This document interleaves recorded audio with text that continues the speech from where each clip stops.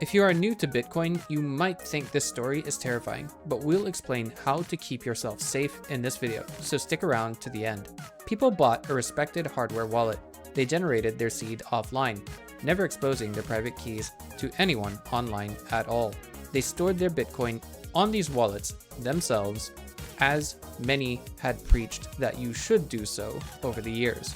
They did what every hardcore Bitcoiner would call the responsible thing. Then Bitcoin started disappearing from these hardware wallets.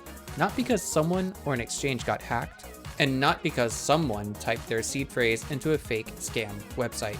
The scary part is simpler than that. The problem appears to have been in the seed phrase generation.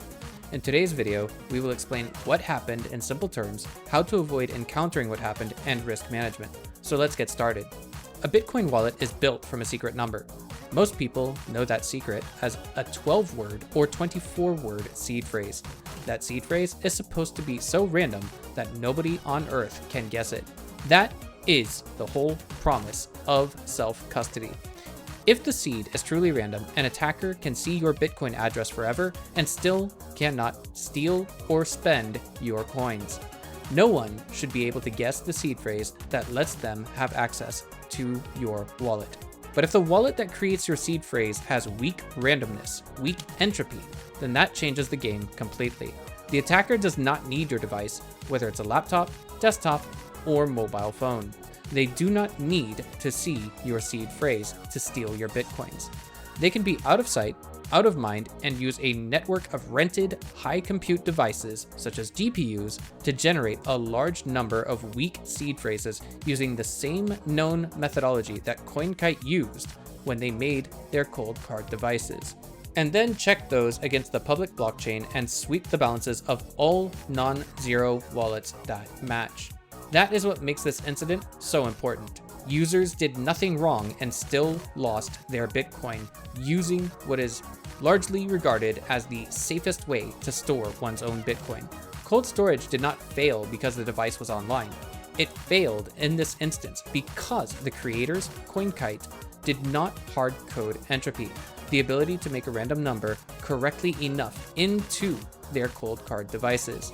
Conventionally speaking, as soon as you open a hardware wallet and activate it, it is supposed to be the single most safe device or place to store your Bitcoin on the planet.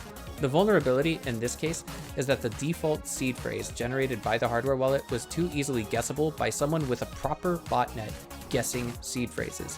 When setting up the device, a user could opt in to increase entropy and therefore make guessing more difficult, but the user had to opt in order to keep their coins safe. As far as hardware wallet manufacturing is concerned, this is considered an extremely counterintuitive method to help users keep their Bitcoin safe. There are some people on Twitter who are saying self-custody is dead and Bitcoin will never recover, but this couldn't be further from the truth. The world's first large-scale Bitcoin hack resulted in the attacker stealing nearly $500 million worth of Bitcoin from the world's largest and most trusted Bitcoin exchange at the time. Bitcoin recovered and thrived since then. Another far more logical position that has been asserted by some on Twitter is that every attack on Bitcoin that doesn't kill it only makes it stronger. And that is true. This is the first time that anyone is aware of AI entering the playing field to try and guess vulnerabilities and steal seed phrases. There are also volunteers who immediately reacted by trying to white hat hack every major Bitcoin buying platform and wallet provider in the interests of stopping thieves from getting away with more Bitcoin in the future. Self-custody is not just buy a hardware wallet and relax. It should be better risk management. It means understanding and assessing your own risk profile, what risks you are taking, what risks you are removing, and what risks you are transferring to yourself. All investing requires risk. That is where today's video and the videos in the upcoming days will be important. As stated before, please subscribe. We hope that the videos that we make in the upcoming days will be useful to you. If you used an affected Coldcard seed, the advice is not simply update firmware and move on. Self-custody is not a single product. It is a security model. Expect more from us in the coming days.